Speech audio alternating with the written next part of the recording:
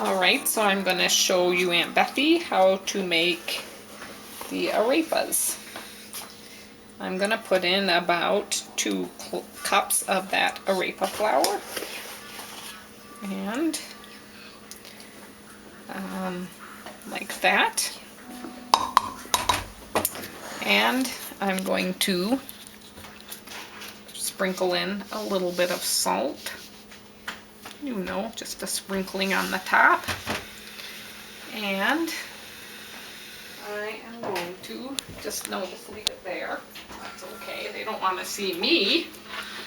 Then over here I'm going to, of course you have to have your cup of coffee handy so you can stay awake while you make it. And then in here I'm putting 2 cups of water that I'm going to stick in the microwave for 2 minutes.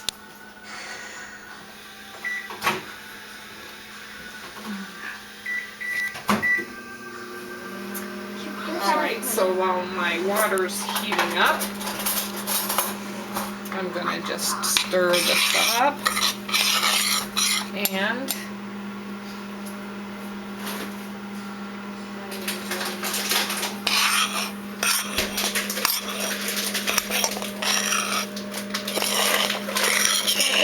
sprinkle in just a tinge of Parmesan cheese because I have it.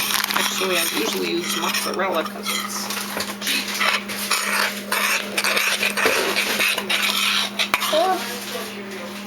Oh, what? Then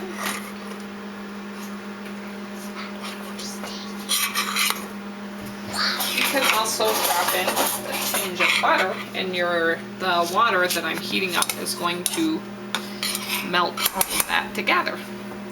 And while my water's heating up, I usually also go ahead and preheat my griddle. Preheat my griddle so that we don't show them our dirty stove, not even cleaned after lunch. Georgie, is Mommy gonna make bread later on tonight?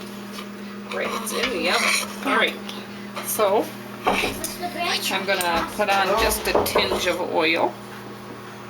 Georgie? About that much, it doesn't really need that much. Yes. Really? Because you like me. But they cook up much better if you got a nice hot grill. I actually leave my burner on medium-high even.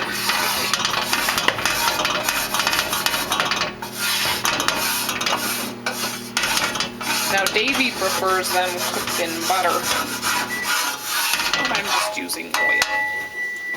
Oh, just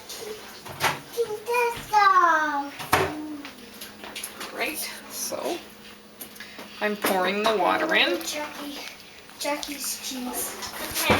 And I'm going to stir it up. I didn't pour it all in because I like to kind of see how it comes out. To see it. Put in a little more because it still looks kind of grainy. I like your new mop pad, dear. Yeah, the other one broke. She's doing a video.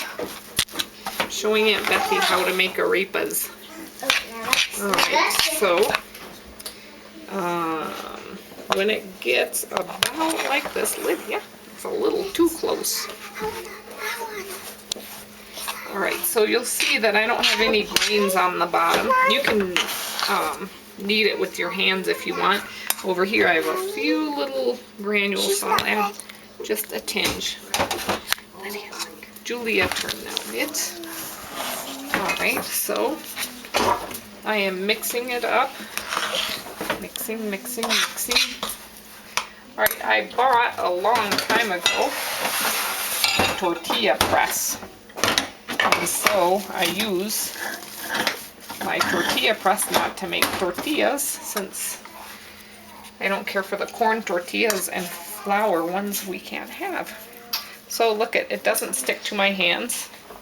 So I put in a little tiny bit less water than I did the arepa flour, and I just form a ball and I put it in here and I close it. But you can do this with paper, with just plates, between 2 plates covered with plastic, and voila, they come out paper thin, see? And then I put it on here. Or if you want to do it Colombian style, they just grab a big ball of dough, a rather large ball of dough, and they just knead it together for a while, roll it into a ball, smush it down.